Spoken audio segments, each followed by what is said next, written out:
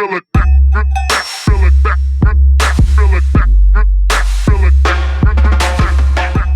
it's crazy, man. I was thinking before you got on here, it's probably 10 years since I've seen you. It's so wild. I know.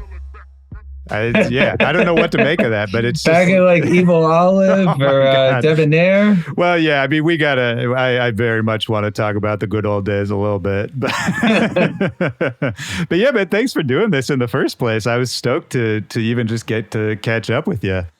Same, absolutely. No, and we're starting to like promote the new album and everything, and the new PR person was like, "Oh, we should get on Willy Joy's podcast." I'm like, absolutely, that sounds great. Yeah. Love to talk to Willy. Hell yeah. So you're out in Brooklyn, which is also where you were born. Is that right? Yeah. I was born and I lived in Prospect Heights, which is near Park Slope. So we lived there until I was like 10. And then my family moved to Connecticut, which is still like my dad would ride the train in every day to work. So I was out there through like high school, and then I moved to Chicago later after college. Right. Yeah. And so, I mean, so you've got then, I'm sure, a lot of childhood memories of Brooklyn and the whole thing. Is it weird to be back as an adult and to see all the changes and how I'm sure some of it doesn't exactly match up with like the childhood memories? No, of course. But, the thing is, I wish I was back there more. I think, so I'm getting ready to do a live show again, which I can get into more detail later. Yeah. But there's a great rehearsal space in Prospect Heights.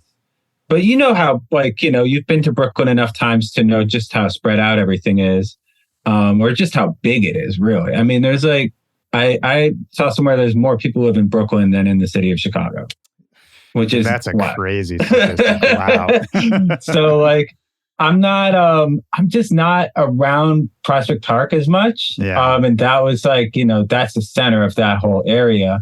So when I do go back, it is much more like a nostalgia rush than like, because when I lived in Williamsburg and now I live in Greenpoint, Williamsburg, I mean, probably especially, everybody says it, it's almost a cliche. But like it's so different from the way that it used to be, especially if you're talking about from like the early 90s. Oh man. To today.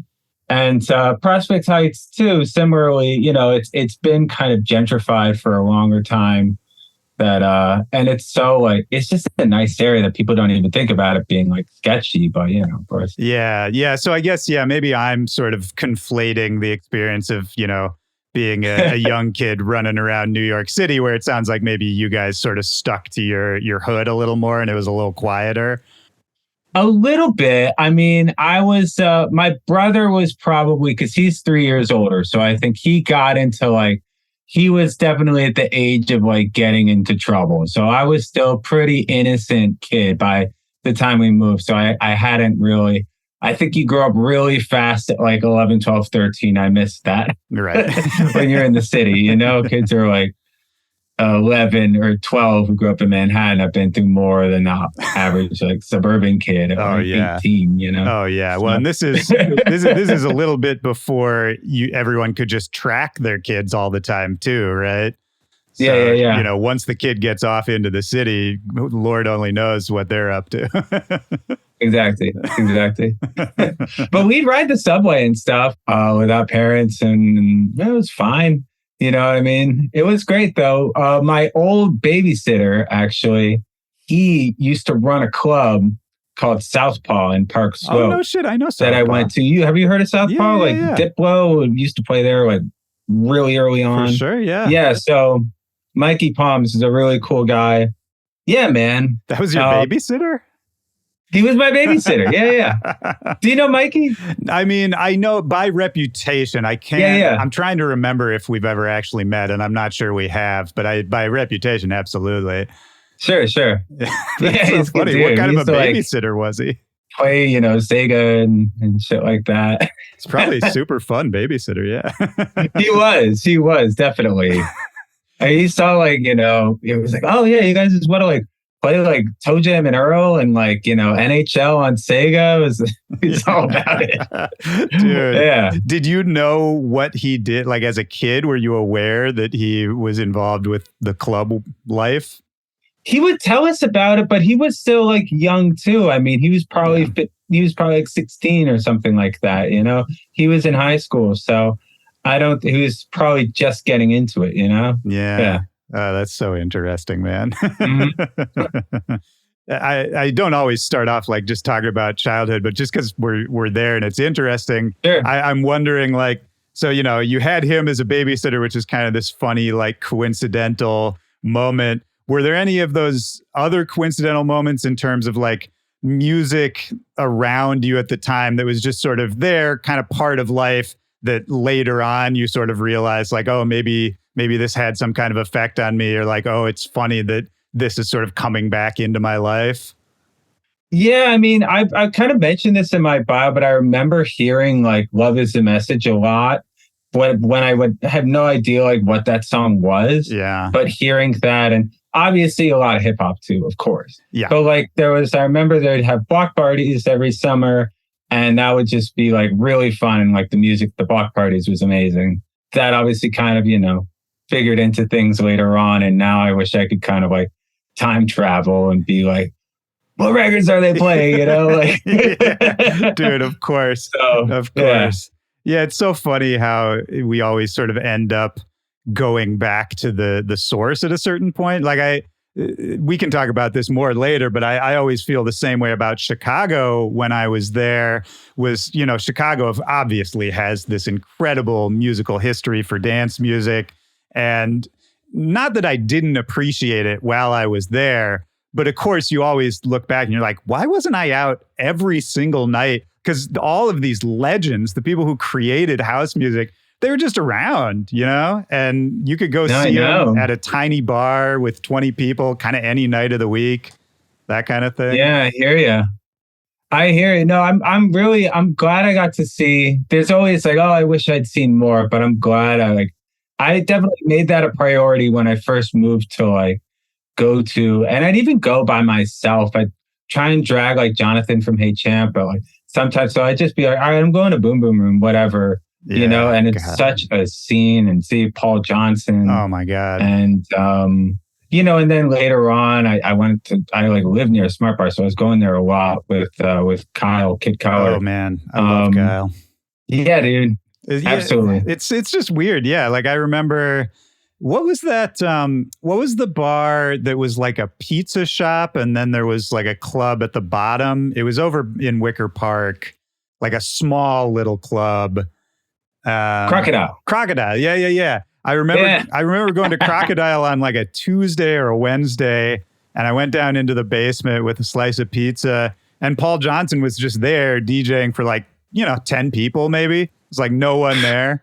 And that was one of those sort of out of body moments where I had a little perspective of just like, man, I'm so lucky to be able to see that. This is so weird. Yeah, man. Yeah. I remember did I give him one in person? I think I did. I think I gave him after a show at Sonatech or something like that. Or where was it? Sonatech, man. But I would go to shows and I'd hand out CDs. We had demo CDs. So like, the band I was playing in, which was called Hey Champ, we had, there's 3 guys, me and 2 other dudes. And I joined the band, and it was just the 2 other guys before. And Sam, the singer, is definitely more into like rock. And he helped me like get into songwriting and all kinds of stuff. But Jonathan, the drummer, is more into dance music. So there was always a push and pull of like, are we like a rock band, or are we like DJs, or dance music? And we never really figured it out.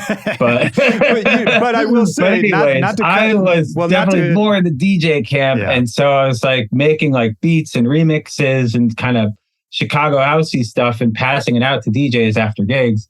And most of them, I'm positive, ended up in the trash. But Paul Johnson actually like listened to it and sent us a MySpace message and was like, the track that I didn't expect him to like was the one that he liked, because he probably was like, thought that it just sounded different to him. But yeah, I love that he listened and he took the time to write a message. That's incredible, man. Yeah, I mean, he was still, rest in peace, man. But yeah, he was, the entire time I was around Chicago, he was still active, still involved, still interested in what was happening. I think it's almost a frustration for some of the people from an older generation of dance music where the culture kind of moves on and they can feel left behind or underappreciated. But somebody like Paul Johnson, who was just there still figuring it out along with the rest of us, I thought that was so cool. Yeah, I hear that. Yeah. Yeah, it's really cool. Yeah, man. Definitely. It's an example for yeah. I aspire to be like that in my better days, for sure. Oh yeah. I will say though, just about, you were saying, Hey Champ, you couldn't figure out exactly what kind of band you were, what your style was. Do you kind of miss? I feel like there were a few years in there, because for anybody listening or watching this, like we're kind of talking about, the blog house era of like late 2000s, early 2010s kind of era. And there were a couple years there where you didn't have to define it. Like you didn't really have to figure it out, like what kind of band you were or what kind of DJ you were or what style you played. Like I kind of miss the days. And maybe it's just because it was a local scene and we all knew each other and the world was much smaller, but it sort of didn't matter. We just all hung out together. We all played music together. You could have a night with 5 different styles of music going on and it was fine. I kind of miss that. I think that's a Chicago thing. Yeah, because the scene is like big enough to have a lot of talented people in different styles, but it's small enough to feel like everybody kind of knows each other. Yeah. Even though it's not like, obviously it's big. It's not that small. I don't know. I love that about that time too. And I wonder how much of that was the Chicago thing, because it's not like it was doing a ton of touring then, or if it was like just in the air. I don't know. Yeah, man. And just so many good memories. I mean, when I have like my touchstones of memories and people and clubs and nights and all that I go back to. For you, if you think back to sort of the golden years in Chicago, like what comes to mind first? What were your spots? I'd say a bit later on. I mean, early on, I loved. I'll be honest. I loved dark wave disco. Oh yeah, those were amazing parties. I love seeing Mano at Funky Buddha. He was great. Oh, Funky Buddha, yeah, that was one of the first. Funky Buddha was one of the first places I started going early out on. to. That was really good. And then I loved Dollar Disco at Smart Bar when my roommate at the time, Kyle, was doing that. That was really great. And I lived up in Wrigleyville for like a year and a half, so I was there all the time. Yeah. Yeah, that's just a couple. Yeah. What about you? I mean, for me, I would be remiss if I didn't say Rehab Mondays. Of course. Yes. that became, especially once I lived in Wrigleyville at the start too, and then I moved to Humboldt Park. So once I was in Humboldt Park, then I was in, I was over at Debonair where they did Rehab all the time and all those bars. So yeah, I mean, Rehab for sure, Evil Olive for sure. Empire Liquors. You remember that spot? Oh yeah. Yeah. I think about that place every once in a while, but there were so many, man. It just, I don't know. I really, it was kind of the one and only time musically that I sort of felt like I was part of a full ecosystem. You know what I mean? Because we're all sort of part of the bigger dance music ecosystem now, but so much of that is kind of online or existential. Like we know we're a part of it, but it's not a place we go all the time. And I hear that. Yeah. Yeah. I kind of miss just having the spots you could go to, What do you like in DC? Man, I mean, there's some good clubs out here. There's, U Street Music Hall closed, which I'm sure. R.I.P. Yeah, R.I.P. Man, incredible club. But they've got. Have you played Flash out here? You would absolutely, yeah, man. I like Flash. Yeah, that's what I was going to say. I was going to say Flash is great. There's this group of promoters who do great stuff called New Androids. Do you know them? Yeah. No, I love those guys. Yeah, like Brad and Naif. right? And yeah, man, they're great. They're great. They're opening up a new venue, I think, later this year. And there's a bunch of good spots, man. I mean, DC's not hurting for cool clubs, but I don't know. I maybe you feel the same way. I'm just in a different point in my life. Like when we were in Chicago, I was going out 4 or 5 nights a week, every week, you know, regardless of whether I was playing them or whatever. You know, I just wanted to be in it. And these days, I don't do that. Same. I hear you. Yeah, it happens, man. It's, you know, it's fine. I mean, what's your routine these days? Like if you're not on tour, are you studio every day kind of guy? What's your day to day? I try to be, but it depends on what I've got going on. But generally yes, because I've got, or at least for the past couple of months, but I haven't really had a routine because I have a 5.5-month-old daughter. So it's like the new routines are just sort of starting to come into place, but like it's also very contingent on whatever else is going on. Yeah. So now it's just about finding the time, really. But yeah, man, you know, my thing is like if I'm about to leave for a weekend of DJ gigs, I always take the day before to just focus on DJ stuff, practicing, looking up music and, you know, testing it out and whatever. But generally other weekdays, I'll be in the studio. But right now it's kind of a chill time because I've got, you know, my third album's been done for a couple months and now I'm just starting to like get ready to do the live show again, but I still have some time for that. So things are pretty chill. I'm starting to like write again and also play a lot more. Like getting ready to do the live show, I'm trying to like, you know, shed or whatever on the piano and synths. Yeah. Just work on my technique and whatnot. It's pretty chill right now, but I gotta like get in the studio at least every weekday.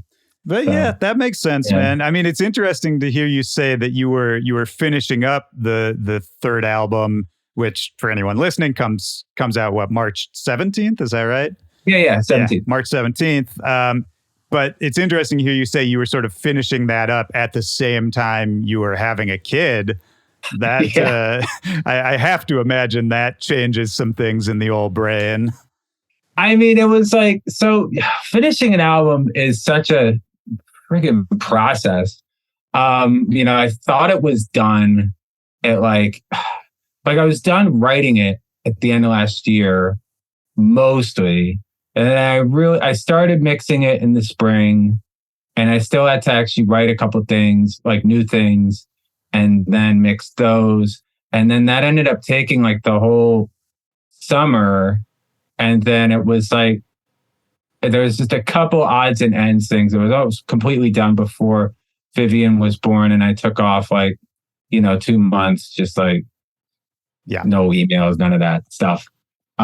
Just because if I don't do it, then who is, you know, like I don't have hey, can I get some, you know, leave? Like I have to kind of enforce that on myself. Oh yeah, man. So, you know, it took like 6 months just to finish all the mixing and the last, you know, the little things that come up. But it's a lot. There's always a lot of things to juggle though. You know, you can't let it slow down, you know? Sure. Yeah. I mean, it's true. And it's such a new thing. I mean, 5 months, I'm sure you don't even know exactly how all the ways your life is going to change in the years to come. But having a kid, it's a big deal, right? And, you know, you have the kid, you look at the kid, you hold the kid. Do you feel like anything fundamentally changed in your brain? Did you think about either, you know, how you make music or why you make music or like your relationship to your career differently post kid? I mean, everyone always says like, oh, it's like black and white and then it's in color. And for me, I'm not like, I don't see it in those terms. I'm more like, and it's funny saying this after we just spent like 10 minutes talking about our favorite bars in like 2009. But like, I really don't think about the past that much, if that makes it. Like, I'm always thinking about like, okay, well, what's like in front of me? and reacting to kind of like the situation and not like, I never want to get too caught up in like nostalgia or whatever. Yeah. But so I think of it as like, I'm not thinking about like how much things have changed. I'm just like, I love this kid. I will do anything for my daughter. And it's just it's a beautiful thing where I could still, you know, obviously have to like focus on my career at times, not all the time, obviously, but like I still have to focus on my career. But then like when I'm with my daughter, like it all just kind of melts away, you know? I mean, that's what sticks with me is just how much it's just like, okay, like, you know, even if I get kind of like worked up about something, oh, we didn't, you know, hear back from this person or blah, blah, blah. And it's just the last thing on my mind when I'm with her. So, so that's great. And I guess, you know, it's kind of like everyone always thinks this, but I think as a dad, it really hit me that like, I don't want to waste time on things that aren't important when I could be with her. Yeah. I still want to like work and I still want to work hard, but like, I don't want to, there's even things I did on the album where I'm just like, you could have like that other version was fine. Yeah. Like you did not need to spend a whole week retuning the vocals or whatever it was. You know what I mean? Like it was fine. You're right. You know? So I think there'll hopefully be more of that moving forward, a bit less perfectionism and whatnot. Yeah, that's good, man. I think that's really, it's so funny because I think we spend like the first half of, you know, when we're sort of up and coming and learning and all that, we spend so much time learning how to do it more perfectly and, you know, more precisely. And then you sort of just like tip over the hill. And then the whole rest of the time is just trying to like get away from that, you know? Yeah. And when it's like good enough. And I mean, like I've just been so many times on like trying to chase sort of perfection where you lose what made it good in the first place, you know? Yeah. Yeah, man. Yeah. In the studio, at least. Yeah. No, totally. Yeah. Yeah. It's interesting too, talking about like how, you know, you spend time with your daughter, everything melts away. It makes me wonder over time, like, has your definition of success changed? Has the way you think about like your goals or what you're trying to get out of it changed from when you started to now? That's interesting. I mean, I think when I started, I didn't really have a definition.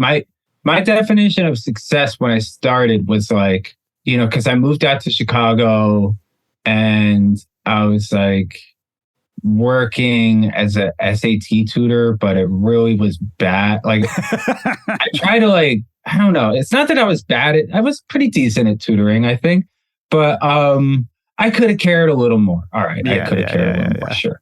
But, you know, I think I did a pretty good job, but I was getting paid like nothing. And I have to like drive out to that freaking exurbs and not get paid for gas. And it was brutal. Yeah. But anyways, I was like, let me give this a year where I'm like working on music as close to full time as I can while living very frugally. And then if it doesn't work out, then like reassess and maybe go home, go back to Connecticut, try and find like a, you know, a regular job in New York or something. I basically, you know, we got H-Champ signed to Lupe Fiasco 11 months after I moved to Chicago. So I didn't have to deal with that whole reckoning, and I've just been down the rabbit hole since. right. Like, yeah. And there's never been any point of like, you know, like super like living large or whatever, but it's like, it's been kind of a steady climb more or less. So I think that success is being able to have a career in music and also having like the stability of like not having to say yes to every gig, you know, like that's being able to choose what you want to do and when, and having some, you know, God, like, especially after COVID, it's just like, okay, the more like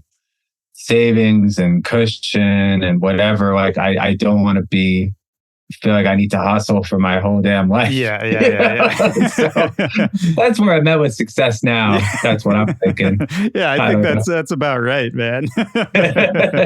Well, so when you first moved to Chicago and you joined the band Hey Champ, which we can get into in a minute, but you know, you were already playing piano, right? Like you've played piano since you were a kid.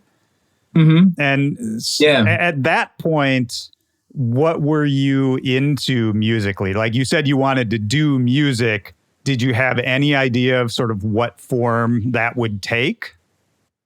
Yeah, I was really, so this was like in 06, 07, and the stuff that was really kind of just firing all my synapses then was like Alan Braxton, Fred Falk, The Uppercuts. That album I listened to like for so many times. Oh my God, I love that. I loved all the like French house stuff, Creedmoor, Roulet. Milo was a big one because I feel like that kind of showed, and it doesn't, I'll be honest, it doesn't sound that great now side to side with other stuff. But at the time it was like, he made this album and, Reason with like, freaking, just like all the stock Reason sounds. And that was one where I was like, wow, like I still wanted to use, like I had a couple synths and I wasn't just like, oh, I could just make everything on a MIDI controller. But just the idea that you could do that was pretty revolutionary to me.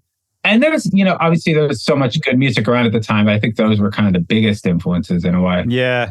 Though, I mean, those are great references, man. Yeah. And it's funny to think about like going in with those references, those influences, joining a band like Hey Champ, where, you talked about already, there was kind of like, what kind of music do we make?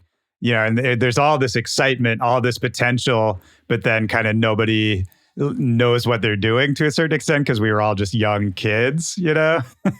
Like it's funny. There's always that moment, I feel like, where all of that excitement and potential and energy meets something like you guys getting a record deal from a famous rapper who was, especially in Chicago, like a really big deal. And there was a lot, especially then. Yeah. Oh yeah. Huge. Yeah. It was a big, I remember when you guys got that deal, like everyone was talking about it, being like, wow, they're signed to Lupe. That's crazy. All that kind of stuff. And then I feel like, all that energy, that potential runs into like the realities of the music business world. And, then you kind of, you grow up a little bit. I mean, what was your experience just in terms of like, Lupe finding you guys, signing you guys? Was it kind of that like the experience you want it to be, where it's like out of a movie, where all of a sudden, you're signing a deal in an office and somebody pops champagne and all that kind of thing? It was. I mean, I feel like I didn't have any idea what to expect, but he had very like, and it was pretty damn cool. I gotta admit, he had a very clear vision of like when he signed us, he got us. We each had monogram Louis Vuitton bags with like they're like carry on like totes or whatever. Right. Didn't have like the shoulder strap or whatever, but I definitely would like. And I felt so ridiculous wearing that bag too, because I was just like. And having like, eating cereal for dinner, but I've got a Louis Vuitton bag. It's amazing. That's this is crazy. Like I never have like, okay, PBR and the Louis Vuitton bag. But it was cool. It was the signing, everything was like great for 6 months. And then there was, the industry, whatever kind of kicked in because we realized that it wasn't just about us. It was like he was signing us as a way to sell his deal and get a new deal for himself. And so it was like there's all this politics and things in play that we had no idea about when we signed a deal. And then when and get this label deal through by selling his label Versa 15 from Atlantic to from Atlantic, was it from Def Jam to Atlantic? I don't know. It's been a while. Yeah, I was definitely selling it to Atlantic, and they like balked at that or was asking for too much money or something. When that didn't happen, then all of a sudden it was just like, oh yeah, these guys or whatever. Basically, he's got his own career to worry about. This is what happens when you sign to an artist label. So you guys were kind of just a casualty of that war, right? Yeah, exactly. And he's not like a full-time label owner, you know what I mean? It's like something he's totally doing on the side. Yeah. So and was that did that kind of spell the end of the band, or was that sort of a separate thing? Well, they kept going. I played with them. So we, because of that whole situation, our album was shelved. And then Sam was able to get us another deal. And this took a while, but it's amazing he was able to get this. It was a friend of a friend, this really rich guy in Seattle, who bought out the contract. And the other thing was that in addition to shelving us, he charged we're just like, Lupe, we want to get out of this contract. Like, can we buy the album back and get out of this deal? And instead of being like, yeah, sure, that's fine, he wanted triple the money that he'd spent on us by some crazy, I can't even remember how they tallied it up, but it was instead of 30 grand, it was 40 grand, it was 120. Yeah, of course. And we're we do not have access to that. Yeah. So look at us. So, yeah. Especially for an album of a first album of a band. So but we found somehow through a friend of a friend found a guy who would sign us, and he'd do we were his first signee, and he was starting a label, and he was super rich guy, really nice. But then by the time that we were able to get it out on his label, after doing all the lawyers and all that stuff, it wasn't the same. We were on this random label as opposed to being on Lupe's label, and stuff moves quickly. Yeah. And so a year or year and a half goes by, and the whole thing changes.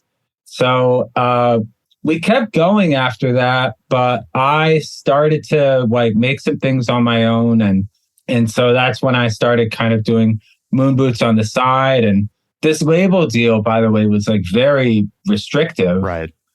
Because he'd spent so much money, and so he also is just super rich. This lawyer who was just throwing every clause in the book, So it was anything that you record as a side project or step out or whatever would belong to him. Oh, man. So I started doing Moon Boots anonymously for the first couple years, and I kind of waited for the coast to be clear.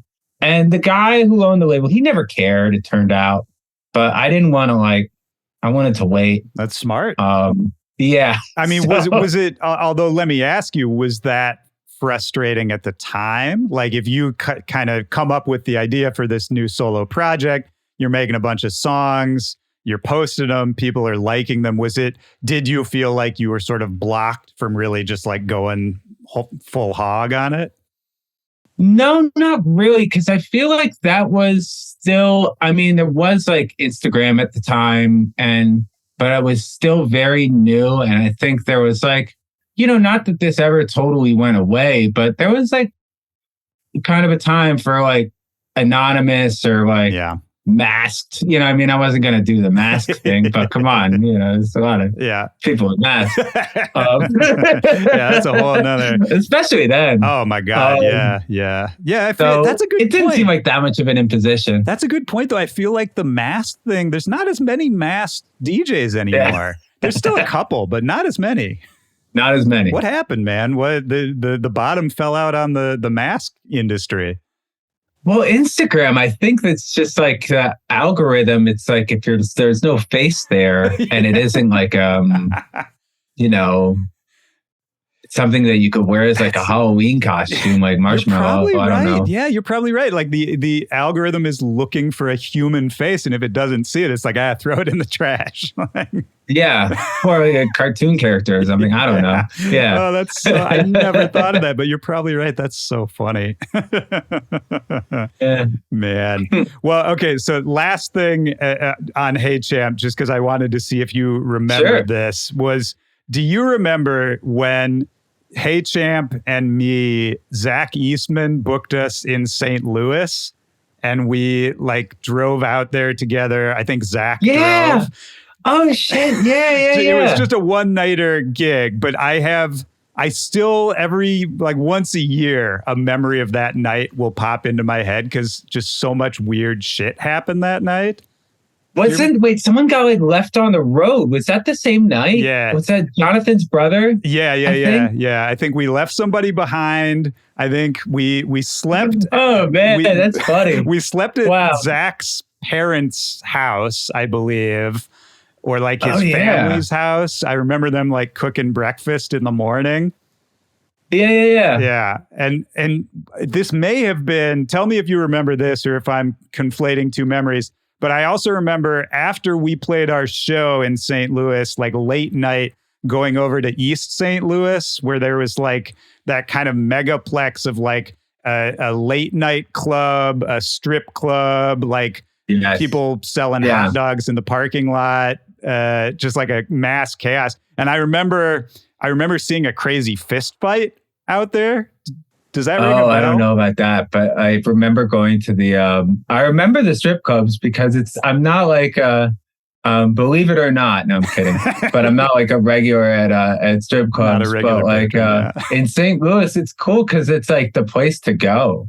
Really? Yeah. I mean, there's nothing else that's open. Yeah. Guys and girls. I remember the vibe being really cool. Yeah, it was really cool. And it was like a big complex and just kind of, if the bars close at 2 and you don't want to go home yet, everyone just kind of goes there.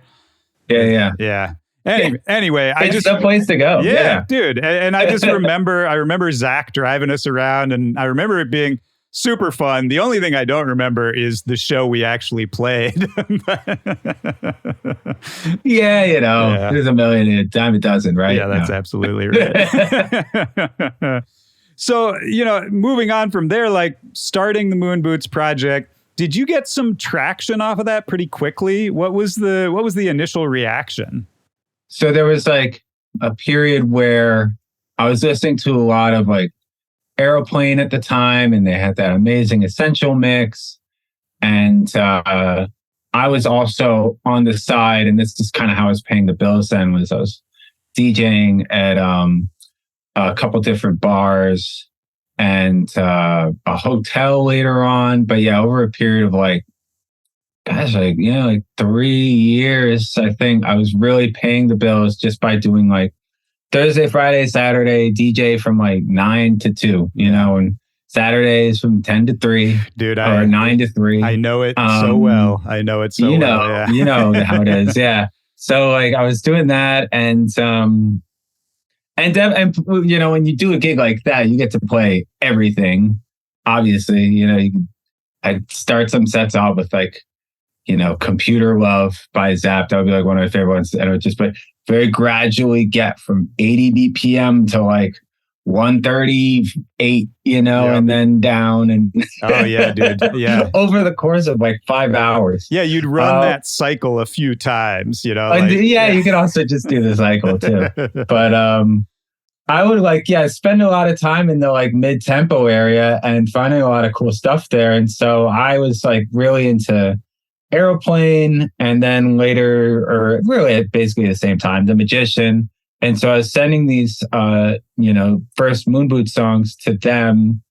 And with the help of this guy that I met doing a Hey Champ DJ set, who's, anyways, his name is Leon, and he started this label, French Express. So we met in kind of a funny way. But yeah, he was helping me. Like he knew the guys, Aeroplane and Magician, so they'd keep on looking for new music because they're both putting out mixes every month. So we'd kind of be like competing to be like the first on the tape because people are going to remember the first song the most. Yeah.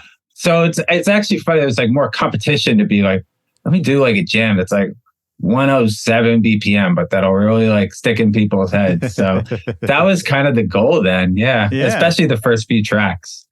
So that's interesting, man. I mean, what was to just put a pin in that for a second? When did you start writing music of your own? Like not just playing piano and reproducing, sheet music, but when did you start like writing stuff for yourself? I didn't really I didn't really produce music until after college, because in college it was like, I was studying composition, but I think it was so like, there's so much like, when it's like being like academic, like composition. You went to Princeton, right? At Princeton, yeah. So the only reason I say it, I went to Brown. No, I know. Yeah. I think we talked about this, but there's this. I love just like every time I find somebody, because I think there is like a secret society of Ivy League DJs out there. Because there's more than you think, man, and it's. I feel like we all have a similar experience of kind of going to those music programs, them sort of being confused that we want to make anything with any pop leanings whatsoever. Oh my God, the ivory tower mentality at the Princeton Music Department was insane, dude. Especially then. I wonder if it's probably still like that. I think so. I mean, I can't. Things don't really change there that much. Yeah, they're slow to change, famously. Yeah. It wasn't really on the. But there were like cool people. But yeah, I wasn't. I literally wrote a string quartet my senior year as part of like a senior project, and that was intense because I was like really trying to like learn how, and I'd never even read scores before. I just done like piano, so I was like learning all this like, and it's at the same time that I'm like really getting into like disco and Bloghouse and stuff like that. But that's like, this is like my homework, whatever. But before that, I'd done some like electronic music stuff, but because of the nature of it, I was like definitely kind of more experimental. I'm actually in the process of, I haven't listened to this stuff in, a dozen years or more because a hard drive it was on busted and I need to just spend it's like really broken. Yeah. But like if you spend $600, you can get this. So I think I'm finally going to cave and do it and get the stuff out because I haven't listened to it. Oh, you got it. I'm really curious what it sounds like. You got it. That's amazing. Did you take music courses at Brown? Yeah. No, I majored in music, and I think hearing you talk about it, I think it's a pretty similar thing where my course was like half sort of classical composition and half more academic experimental electronics, but not what we mean when we talk about electronic music in sort of the modern era. It was more from the academic school of it, the John Cage and all. Do you ever listen to that stuff like anytime remote, like recently? I mean, every once in a while, because I talk about John Cage a lot. I was always super into him, and I'll go and listen to his stuff every once in a while, but it's not something I really just pop on to chill out, He had a good book. I should check that out again. John Cage did. Interesting. But some of that stuff, it's like, oh God, like Milton Babbitt. Oh my God. Impossible to listen to it. Well, I had actively hostile to listen to. Dude, straight up. I had one time Alvin Lucier came and did like a guest year, and I took a couple courses from him. And I mean, super interesting dude, legend. Musique Concrète, right? Yeah, Musique Concrète. And he would, he was famous for the I Am Sitting in a Room piece where he recorded himself sitting in a room, and it's just him talking, saying, I am sitting in a room, I am recording my voice. And then he would play it back into the same microphone over and over. So over like 45 minutes, it starts to wash out with feedback until it's kind of just like an ambient tone. Again, very interesting idea. Almost impossible. Remember it, but I can't remember what it sounds like. It kind of reminds me of the Steve Reich thing. Yeah. But interesting idea. Almost impossible to listen to, It's like so much of that stuff I feel like falls into that category. Where it's like they were pushing boundaries and burning down new frontiers, but also it's like sort of unclear who outside of academia would ever want to hear it. Exactly. Like, oh, we're here to piss off. Like, who are you here to piss off exactly? Like regular people who like a melody. I don't know. It's so funny, dude. But that's interesting hearing you say that, you didn't really do much comp or production or any of that until you were almost out of college. Because when I think about your music these days, I think of you as like a highly sophisticated songwriter and producer. Like you're making complex arrangements and interesting chord changes. Like when did you figure all that out? Was it just a kind of a gradual thing? Well, first of all, thank you, man. Yeah, no, I think I was. Well, the other thing about, at the same time, and I was really into jazz in like the last 2 years of high school and first 2 years of college. And that's when I learned about like, because I've been playing classical piano and I started to learn like musical theory, which helps you like sight read and stuff like that. And once you learn about like that, then it's like you can start to like kind of improvise and stuff like that. And especially doing jazz, I was like, oh, okay, I could just kind of riff on stuff. But, the other thing with jazz, and I was never as like good about this as I wish, whatever, it doesn't matter at this point. But like, you're supposed to like transcribe a lot. So, you hear like Bill Evans solo or something like that. Yeah. And this is really hard to do also before like, or if you don't have Ableton or some sort of software like that, to just do it off of like an MP3 or a CD or something. By year, it's really freaking hard. So anyways, but like I got better at it as like the years. And then like after college, I'd really spend more time just like testing my ear just to think about like what makes chords work or in a piece of music that I like how did they go from here to there? And the little like intricacies that you miss the first few times and like, oh wait, maybe that I've just been hearing this as a seventh chord, but it's not. Like I've just been hearing it that way. And then like you realize what it is, that it's actually a suspended chord or something. And then that kind of like unlocks the switch. And then you try and think of how that works with other songs and playing in different keys. And so anyways, it's just a gradual process, of all that. Yeah. I mean, some of it comes from school and most of it really doesn't. But, yeah. Well, what I like in what you're saying here is I like on this podcast a lot, I talk to people about sort of what's the best way to learn production. And it's the same thing of, take a song you like and try to make it. And just, in that process, you'll figure a bunch of stuff out.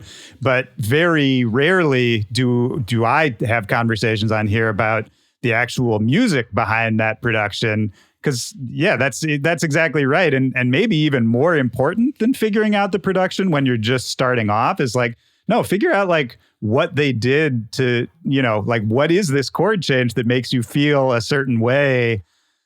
I think it's interesting. I don't know if you've run into this because you've always been a trained pianist, but in dance music, there's people from all walks of life, all different backgrounds. Some people have no idea how to sight read, no idea what notes make up a chord, and they still make amazing music just in a totally different way. But and so I'm saying this to say that I think when you're young and starting off, if you don't know anything, it can feel daunting to like learn music theory, learn what a chord is. But now that we're talking about it, I don't think that's any harder than learning production, which is also, a very tough art in and of itself. Totally. Yeah. Yeah. And they both require like just a lot of repetition for the things to sink in and to be able to hear the difference. I mean, like, I think back to like when I, first started and I like see these like folders with like, 1,000 snare drums in them. And I'm like, who would need 1,000 snare drums? That's crazy. Like, don't they all sound like a snare drum? Like what are we even talking about? But, you over time you get to, you refine your ear and can hear all the differences between the, whether it's a synth sound or drums or chord progressions or whatever it is, your ears just get more, you can hear more of the details. Yeah, just practice over time. Well, I mean, to bring it back to the new album, do you feel like anything changed for you writing this album, the way you made it? Did you approach the process any differently than you have in the past? It was a mix of things because, a lot of the like first sessions were done in like early 2021. So there was a limit to how much I tried to do as much of it as I could in person, because that's something I learned over the course of the first 2 albums is that it's just more fun for me that way. To be honest, having 3 albums in, I'm not even totally sure like what's the best result. It's like, because I've had some songs. There's a song, for instance, I've called "I Want Your Attention" that like I really had nothing to do with writing it, like aside from the instrumental. Like we sent it out, and like there's a singer who my manager. Anyways, that's all the story. But like that one was like really like I sent out the instrumental, and then like here's the song, and it was just okay, this is amazing. Gifted to you, yeah. So this part of me is like, is this my ego saying I need to be part of every step of the process? But it's just more fun for me to be working on it together with the singers and kind of writing it together. But that said, there are a couple songs that are remote collaborations where there's one remote where we did kind of like it was more like a full collaboration. And then a couple where like I sent it out. There's this one French singer who's on the record named Pra, and she kind of just like sent it. She had the idea and we barely changed it. And then same thing with this Norwegian singer I work with named Or the Molecule.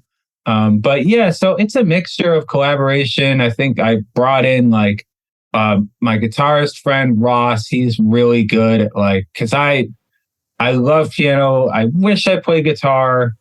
I don't know when I'm going to learn it at this point, but I don't know. He's really good, and he can kind of translate the stuff I want to hear. I'll start it in keyboards and he'll play it on guitar. But like, and he'll also add his own things. So there's a certain like lushness to it. And it's just like as far as the process goes, I don't know. It's pretty like, it's very detailed. I had a lot of time in the studio. There's a lot of detail in there. Well, a lot of things for the headphone listen. Dude, yeah. I mean, yeah, the pieces of it I've heard I really, really love. Thanks, man. Yeah, dude, absolutely. And it makes me wonder too, we talked about how there is this conflict in Hey Champ of like, what are we? What kind of music do we make? What's our audience? Do you deal with that personally for Moon Boots at a certain point? Have you struggled with that of kind of just like, what is this project? Where does it fit in? Do you think about that kind of stuff? I do. I mean, yes, I definitely do. And it's funny because like, it's harder to do that. I realize now, like overseas, it's more of an issue than it is here.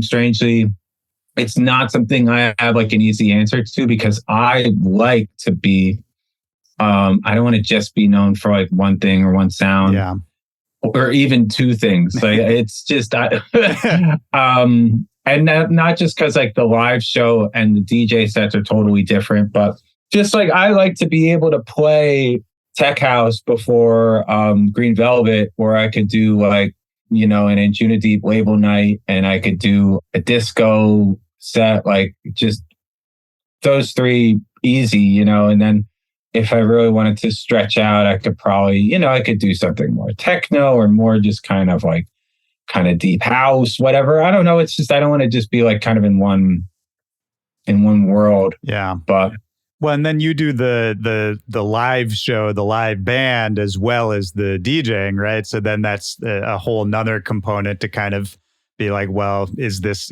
a live band show? Is this a DJ show?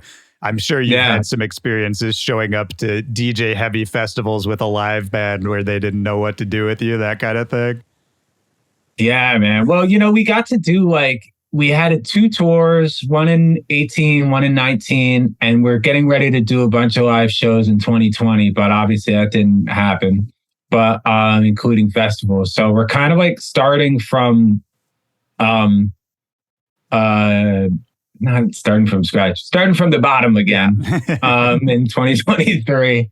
But most of the shows, I think the live shows are more like a special thing, promoting a new album. I mean, we'll see. I don't know. I need to see how it goes, because it's obviously been a while, and there's more risk. It's all, I have to put up all the money for it. So, it's just a whole different bag.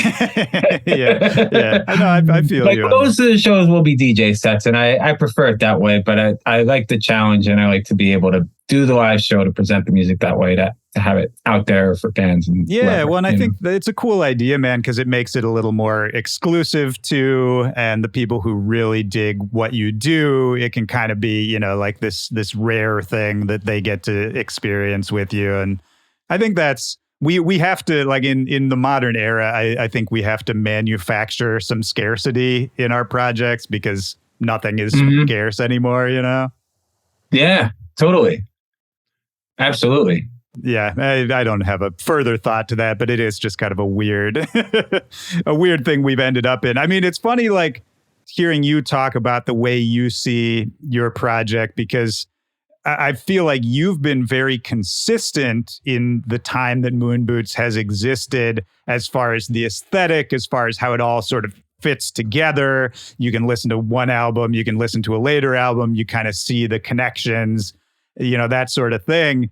And it makes me think about the changing scene in general in dance music, because, these days there's like a new hot trendy sound every 6 months, if not even faster. How much do you pay attention to that? How much do you care about sort of where you fit into the larger scheme of it? It depends. I always like to see what else is out there. And for me, like, for instance, like for DJing, I've noticed that a lot of the stuff, especially for the past couple of years, I find like a lot of the more interesting music I find and play is on Bandcamp. And that'll be like, it's definitely the more kind of hipster, esoteric, whatever side of things. And it's cool because I will see things like everybody playing at like 145 BPM or something. Yeah. And then I'll just download the tracks and be like, oh, can I see if this plays at like 130? And then I'll be like the one person playing it pitch down 2 or pitch down 1. That's smart. And that'll make it work for me, because I can't, like, I don't want to be too reactive to like, oh, well, if this is cool, then like I'm going to forget everything I've done and like just pretend that I've been into this all along. Right. I'm not like that, but I want to see what's new. I'm like anybody else. Yeah. Well, that's part of the fun of it too, right? Exactly. That's what you don't want to get caught in a rut. Yeah, right? Totally. Yeah. The pitching up and down, man, so smart. That's a trick I feel like not enough people know about, not enough people do, because it can totally change. I remember kind of on the flip side of that, when Kurt and Josh Floss like first started really getting big, they started playing all these house records at like 150, turning them almost into like hard style kind of records. And they would do it for these big popular songs, but it made them sound completely different and totally recontextualized them. And they were, I saw them do it at some crazy big festival. This is when they were really blowing up, and it totally rewired how I thought about all of that, where I was like, oh yeah, you can, like, even BPM doesn't matter. Just like, it's like I realized I hadn't been experimenting enough or thinking enough out of the box of just like, if you like a song, you could fit it into almost anything if you fuck with it enough, Mm-hmm. Yeah. No, I hear that. And that's definitely a Chicago tradition of like pitching things up for sure. Oh, that's a good point. Yeah. But yeah, those guys, I remember that Dance Mania mix they did. I listened to that a bunch because they had a lot of good records in that. Man, that's true. I didn't even think about that. Yeah, like all the ghetto house, booty house stuff that was coming out of Chicago. Yeah, it was all just pitched up house and chipmunk samples. Yeah, you're right. Yeah, or just people like hanging out too. Like there's a lot of like, I don't know, it wasn't like the most polished vocals, but like, man, it worked, like it felt like Yeah. No, yeah, it was so raw. There was like, I connected to that music. So high.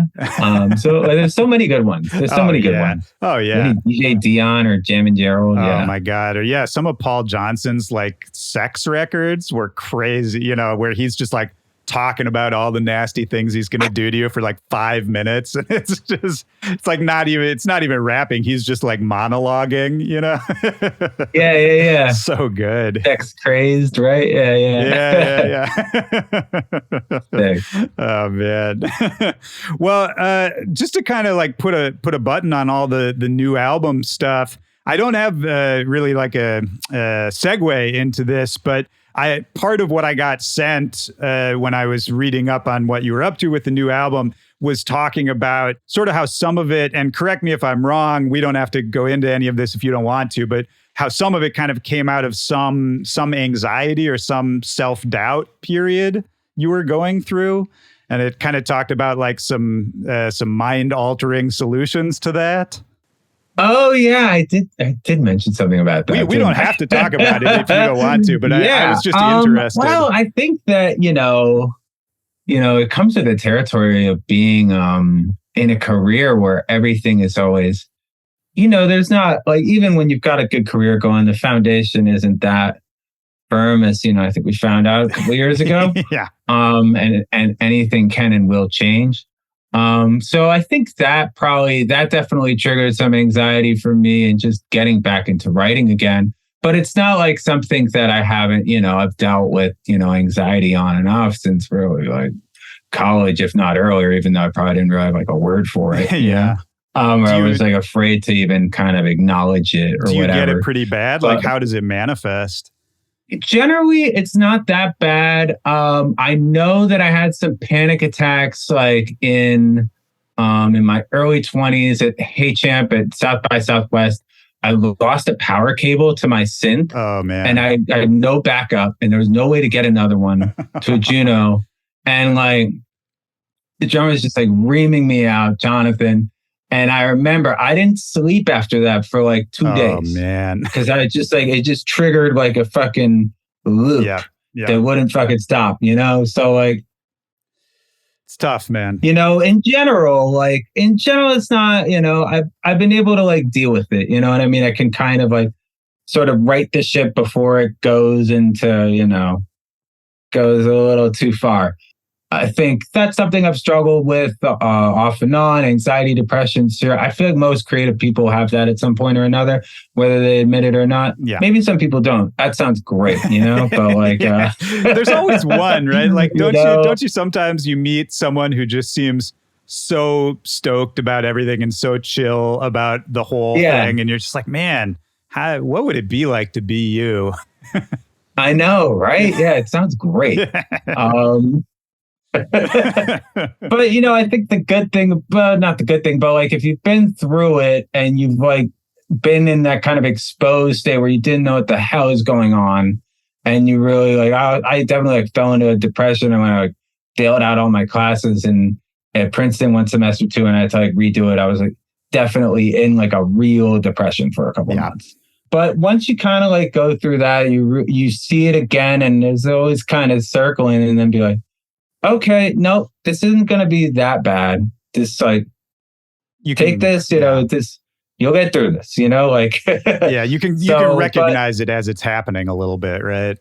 Yeah, it gets a little easier each time, I think. So, anyways, that's my thought on what do you anxiety. Do you do? But anything? I also was. I like experimented with like some definitely microdosing mushrooms.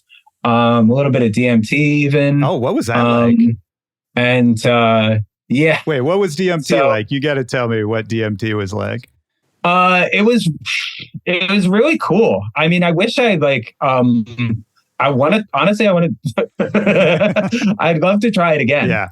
But like it doesn't last for that long. It's visually very, I mean, it takes you outside of yourself. It's the best way to describe it. So you can kind of look at the things that you're worried about and kind of just see it almost in this scope of like looking at yourself from the outside and the scope of like your whole life and birth and being like a teenager. I was like looking at my legs and I'm just like remembering like looking at like my body as like a teenager and like I felt like I was like that again, or like, and then like a moment later you're thinking about it yourself as an old man and you're just like thinking of things as not just like these discrete day-to-day problems, but Yeah, I think it's good for that.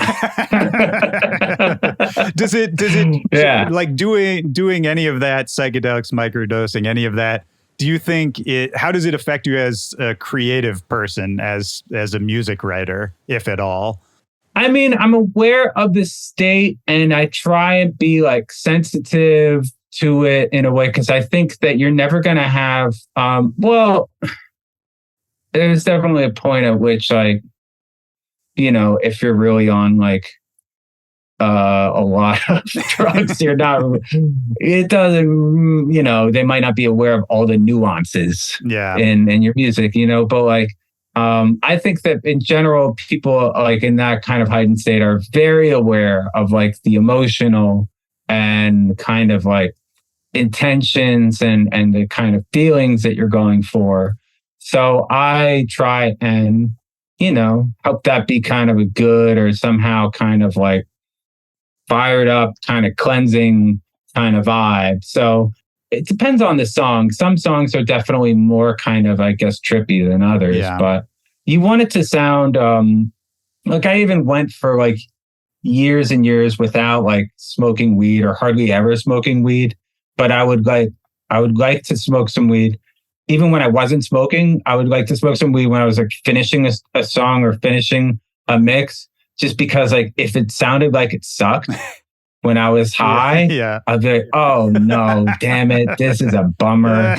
You know what I mean? Like you don't want it to be a bummer. Yeah. So well, that's really fun. Yeah. That's really funny, man, because it makes me think of it makes me think of how people reference songs on different like sound systems. But it's just you also have to reference it in different like states of mind and states of being, you know? Yeah, exactly. You want to listen to this, but does this still feel cool, or am I like?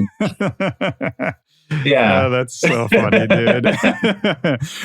Is there anything you do these days to keep yourself in a good headspace, like to keep yourself happy or stoked about what you're doing? I'm asking almost just for myself, because I feel like it sounds like you sort of had some anxiety early on that you more or less are figuring out how to deal with. And I almost feel like I'm on the opposite trajectory. Like, I feel like I was like pretty chilled out when I started, and I'm only getting more anxious as I go.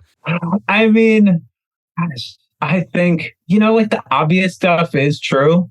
If I go a while without exercising, I definitely get more anxious.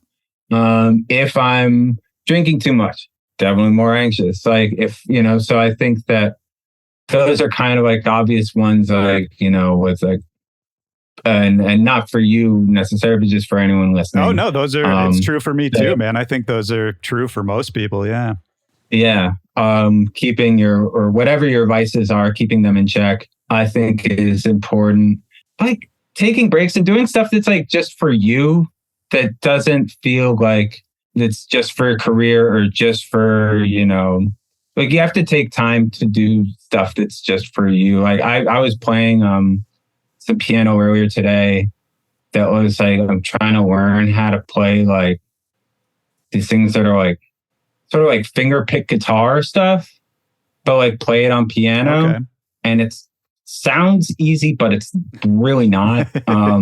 And so I'll just be playing it really slowly, and it's all major chords, but it's just trying to get like the rhythmic independence to kind of like do it. And then it was just like little things like that, like the little, you know, endorphin rushes you get creating will really help. So, you know, if it's like, yeah.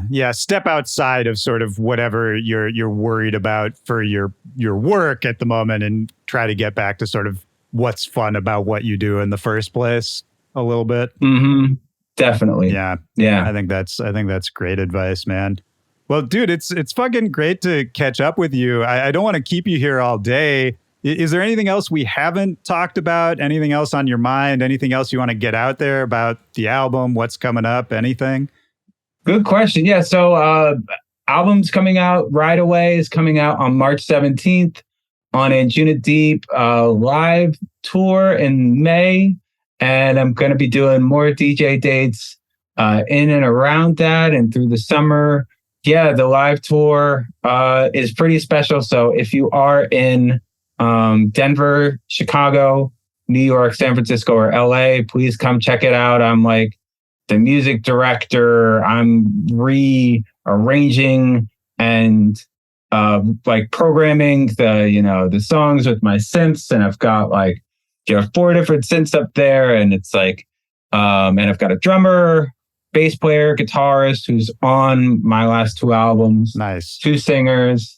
I'm like vocoding, backing vocals with this choir synth. It's like a whole, changing the genres and tempos of the song. So if you want to hear older songs, I'm playing those too. It's not just new stuff. It's a bit of everything. So definitely want to hype that up. And yeah, man. Yeah. Good to talk to you, Willy. Dude, it's great to talk to you, man. And yeah, it's great to see you just out there doing it, man. It's I've kept up with you from afar for a long time, and it always made me happy. But yeah, man, it's great to actually catch up with you a little bit. Same, man. Absolutely. No, I appreciate the chance to talk and having me on. And, dude, anytime. Yeah. Yeah. That's hopefully. Let's do it again. Dude, yeah. Hopefully it's not another 10 years before we talk again. Well, hey, next time I'm going to DC, I was just in Flash right before New Year's. Okay. But I'm sure I'll be back this summer. Dude, yeah. Because I feel like I'm in DC like twice a year. And hit me up anytime, and I'll hit you up the next time I'm in New York as well. Please do. Yeah, man. Well, so, okay, I'll ask you, this is the final question. I ask the same question at the end of most of these episodes. Just a quick thing, kind of first thing that pops into your head kind of question. Just looking for a memory from your life, a moment from your life. Could be any time from when you're a kid, from yesterday, anytime. When in a moment, in a single memory, music really hit you hard, really had a deep impact on you, left an impression. And that's meant to be super broad. It could be anything from, made you cry, or you heard it when you were in a great mood and it was a nice moment. There's no wrong answer, kind of just the first thing you think of.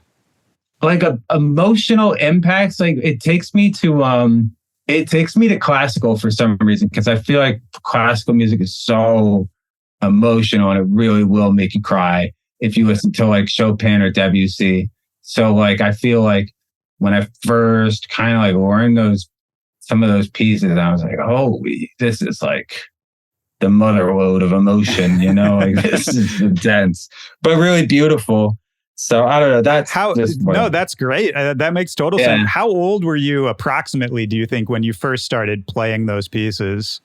I mean, I think when I was playing them well would be like 14 or 15. Oh, so that's perfect. Then that's when you're a teenager and the hormones are going.